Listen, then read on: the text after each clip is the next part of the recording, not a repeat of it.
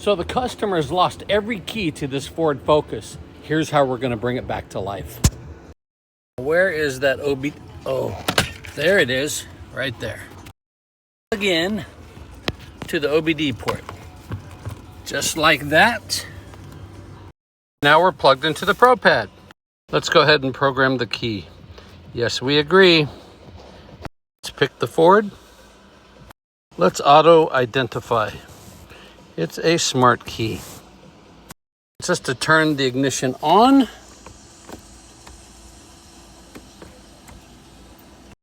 And we want to add a key. Okay, let's hit yes. Reading the code. Okay, it shows successful here. Right here is our programming slot. Let's add one more key.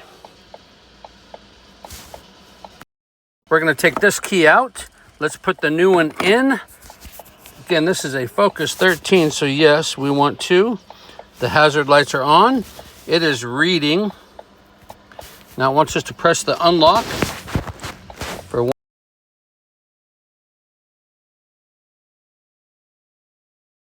So here, I actually found it tells me to put it to the side of the steering wheel. I put the first one in here and it worked. But look what I found here. This, you slide the key fob right into.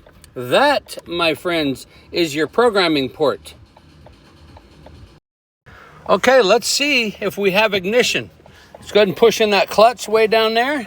Let's hit this start button. Let's see what happens.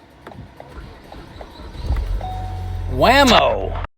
We have success. This customer had 0 keys. We fixed it. That's how Locksmith fixes things. So our Ford Focus ST, the customer now has a working key fob and is able to operate the vehicle. So now when you lose your keys, all keys lost, what are you going to do? You're going to call a locksmith, or are you going to take it to the dealership?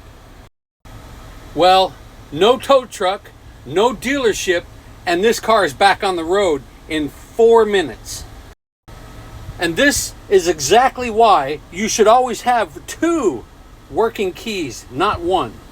When you get down to 1, you need to get a hold of a locksmith. We'll come out, get you a second key. This is real locksmith work. This is what we do every day. If you like this type of content, make sure to hit locksmithblueprint.com. We're going to show you how to do all of this. locksmithblueprint.com. Come take a look. Most people don't even know a locksmith is an option. Reach out to your locksmith.